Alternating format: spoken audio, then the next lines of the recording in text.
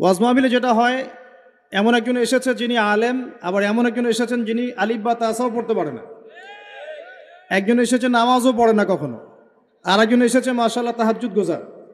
কেউ বিশ্ব রাজনীতি, অর্থনীতি, সমাজবিদ্যা সব পড়ে ফেলছে, আর কেউ অজু গোসলের মাসালাও জানে না। তো এরকম জায়গায় কথা বলাটাও খুব ডিফিকাল্ট। আমি কোত্থেকে শুরু করব, কোথায় শেষ করব, এটা ভাবতেই আমার 1 ঘন্টা সময় লাগে। এই কারণে বাথরুমে যে সময়টা দেই, এই সময়টাও কাজে লাগানোর চেষ্টা করি। বাথরুমের সময়টাতে বসে বসে অনেক কিছু ভাবা যায়, তাই না? ওই সময়টাও কাজে লাগাতে হবে। এটা হয়তো হাসছেন, কিন্তু আমি অনেক লেকচার বাথরুমে রেডি করেছি, পড়াশোনা করেছি টেবিলে, এই জিনিসটাকে মাথায় গুছিয়েছি বসে বসে। একসাথে অনেকগুলো কাজ হচ্ছে, আপনাকে প্রোডাক্টিভ হতে হবে। গোসল করতে করতে লেকচার রেডি হচ্ছে, অজু করতে করতে লেকচারের ফেসগুলো রেডি হচ্ছে, রেফারেন্সগুলো রেডি হচ্ছে। তো এটা আল্লাহ শুকরিয়া, আলহামদুলিল্লাহ, আজকে আমি একটা শিক্ষিত সমাজের সাথে কথা বলছি। এই কারণে আলোচনার স্কেলটা উঁচু হবে ইনশাআল্লাহ, এবং আলোচনার মূল ভাবটা আপনাদেরকে বুঝে নিতে হবে, কারণ সব কিছু সব জায়গায় বলা যাবে না। তো এখনকার বিশ্বের বেশিরভাগ শয়তান কোন দিকে আছে, এটা বিশ্বাস করেন কি না? আলোচনা শেষে বুঝতে পারবেন ইনশাআল্লাহ। এই বিশ্বটাকে নষ্ট করে ফেলছে কয়েকটা জিনিস। 1 নাম্বার, বস্তুবাদিতা, মানে মেটেরিয়ালিজম। বস্তুবাদিতা কি জিনিস? মানুষের জীবনের লক্ষ্য এই দুনিয়াকে করে নেওয়া, বাড়ি গাড়ি, টাকা পয়সা, স্ট্যাটাস।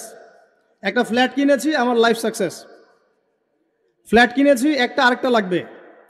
কবে আমি এই সিটির একটা ফ্ল্যাটের মালিক হব, কবে আমি একটা বিল্ডিংয়ের মালিক হব, কবে আমি একটা ভালো জব পাবো, কবে আমি একটা বড় গাড়ি কিনবো। এক্স করোলা কিনেছি, চলছে না, বিএমডাব্লিউ লাগবে। বাজাজ সিটি 100 গাড়ি চালাচ্ছি, চলবে না, আমার কি লাগবে? R15 লাগবে। একটা ব্যবসা খুলেছি, ভালোই চলছে, না হচ্ছে না, আরেকটা লাগবে। একটা প্রজেক্ট চলছে না, আরেকটা লাগবে। এতটুকু ক্ষমতা পেয়েছি, আমি সন্তুষ্ট হচ্ছি না, আরও লাগবে। এই যে চাই চাই আরও চাই, এই যে দুনিয়া দুনিয়া এবং দুনিয়া, এই কনসেপ্টটার নাম হচ্ছে বস্তুবাদিতা। বর্তমান পুরো বিশ্বটা দাঁড়িয়ে আছে এখন এই বস্তুবাদিতার উপরে।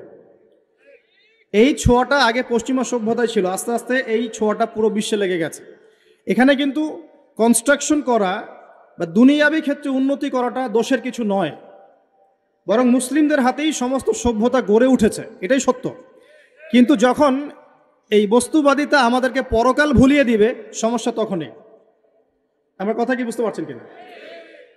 বিল্ডিং করতে কোনো সমস্যা নেই, ফ্ল্যাট কিনতেও কোনো সমস্যা নেই, ব্যবসা করতে কোনো সমস্যা নেই, বিএমডাব্লিউ চালান আপনি, কোনো সমস্যা নেই। কিন্তু এগুলো যদি আপনাকে পরকাল ভুলিয়ে দেয়, দুনিয়ার পূজায় ব্যস্ত রাখে, তখন সমস্যা। দুর্ভাগ্যজনক হচ্ছে আমরা এখন এই পূজায় মোটামুটি লিপ্ত হয়ে গেছি, ইচ্ছায় হোক অনিচ্ছায় হোক। ঢাকা শহরে ফ্লাইওভারের উপর দাঁড়াবেন, আপনি দেখবেন মানুষ ছুটছে আর ছুটছে, সকাল থেকে একদম ফজর থেকে শুরু করে রাত 12টা 1টা। এখানে তো রাত হয় না, সব দিন।